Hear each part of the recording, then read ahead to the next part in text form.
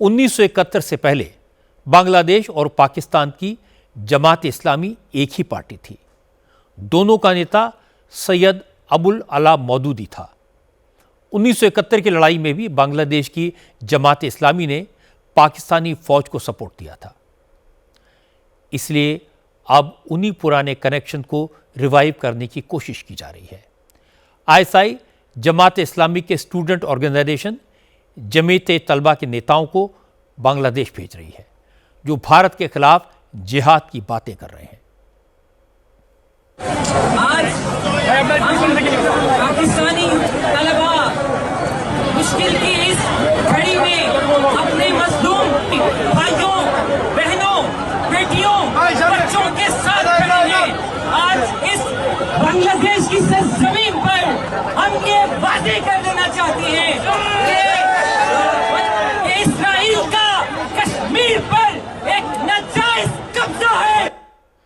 इन सारी हरकतों का, इस झूठे प्रोपेगेंडा का असर यह हुआ कि बांग्लादेश में हिंदुओं को चुन चुनकर निशाना बनाया जा रहा है। कल रात भी कई हिंदुओं के घर जलाए गए। चटगांव में हुई घटना के बाद पूरे बांग्लादेश के हिंदू सहमे हुए हैं। चटगांव में कल रात 2 हिंदुओं, जयंती संघा और बाबू शकुशील के घरों को आग के हवाले कर दिया गया।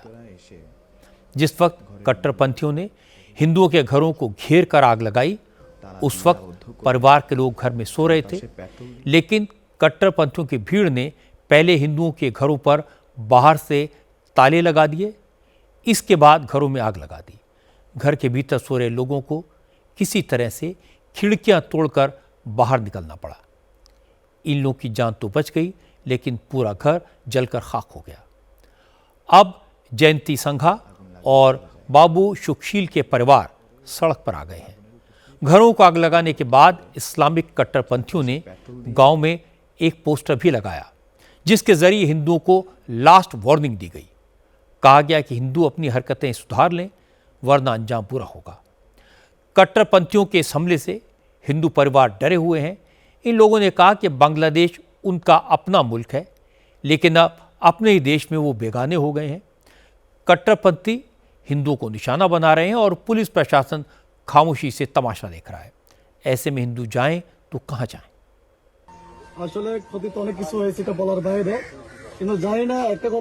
ये तो कहने की जरूरत नहीं है कि प्रॉपर्टी का कितना नुकसान हुआ, मुझे नहीं पता। मैं बस एक बात कहना चाहता हूँ, हमसे किसी की कोई दुश्मनी नहीं है। हमारे घर में आग लगा दिया है। हम बड़ी मुश्किल से दरवाजा तोड़कर बाहर निकले। घर में एक छोटा बच्चा था, सब कुछ मेरे घर में था। मैं बाहर से आया हूँ। मैं ज्यादा समय से यहाँ नहीं रह रहा हूँ। 3 महीने पहले यहाँ रहने के लिए आया हूँ। 1.5 महीने पहले मेरी शादी हुई थी। घर का सब कुछ जल गया। मेरा लगभग 10 से 15 लाख टका का नुकसान हुआ है। मेरे घर में 55,000 कैश थे। घटना रात में 3:30 बजे के आसपास हुई। मैं बड़ी मुश्किल से बाहर निकला। दरवाजा बाहर से बंद था।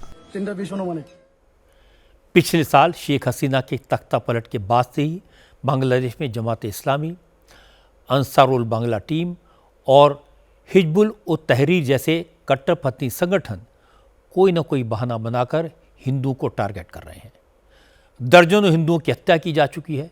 सैकड़ों घर जला दिए गए। पिछले हफ्ते मेमनसिंह जिले में कट्टरपंथियों की भीड़ ने दीपू चंद्र दास की पीट कर हत्या कर दी थी। चौराहे पर लटकाकर दीपू चंद्र दास को जला दिया गया था, लेकिन मोहम्मद यूनुस की सरकार ने हिंदुओं की सुरक्षा के लिए कुछ नहीं किया और इसका असर भारत में दिखाई दे रहा है।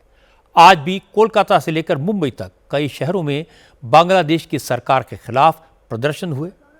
विश्व हिंदू परिषद और सनातन ऐक्य समिति ने आज पश्चिम बंगाल में बांग्लादेश बॉर्डर पर प्रोटेस्ट किया। पेट्रापोल और बसीरहाट में हिंदूवादी संगठनों ने भगवा झंडे लेकर बांग्लादेश के कट्टरपंथियों के खिलाफ नारे लगाए और हिंदुओं पर जुल्म रोकने की मांग की।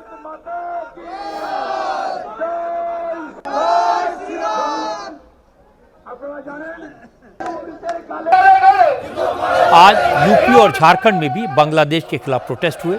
रांची में विश्व हिंदू परिषद और दूसरे संगठनों ने बांग्लादेश में हिंदुओं पर हो रहे हमलों के खिलाफ आवाज उठाई। मोहम्मद यूनुस की सरकार से हिंदुओं को सुरक्षा देने की मांग की। विश्व हिंदू परिषद ने इसी तरह के प्रोटेस्ट कानपुर और लखनऊ में भी किए।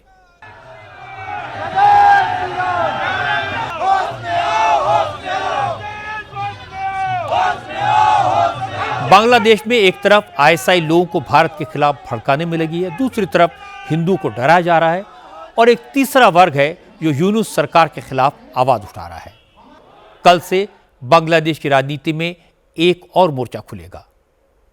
बीमार पूर्व प्रधानमंत्री खालिदा जिया के बेटे तारिक रहमान इंग्लैंड से कल बांग्लादेश वापस लौटेंगे। तारिक रहमान इस समय बांग्लादेश नेशनलिस्ट पार्टी के वर्किंग प्रेसिडेंट हैं। तारिक चुनाव लड़ेंगे, प्रधानमंत्री कुर्सी के दावेदार होंगे। क्योंकि शेख हसीना की पार्टी को चुनाव लड़ने से रोका जाएगा और बीएनपी ने जमीयत उलमा इस्लाम से भी अलायंस कर लिया है, यानी तारिक रहमान के प्राइम मिनिस्टर बनने का पूरा पूरा चांस है। इसलिए उनके समर्थक जोश में हैं और जोश का आलम यह है कि तारिक रहमान के स्वागत के लिए 50 लाख से ज़्यादा लोगों को ढाका लाने का दावा किया जा रहा है। लोगों को लाने के लिए 10 ट्रेन बुक कर ली गई हैं और ढाका के शाहजलाल एयरपोर्ट पर समर्थकों की भीड़ अभी से जमा होने लगी है। ये बांग्लादेश की राजनीति में बड़े बदलाव का संकेत है।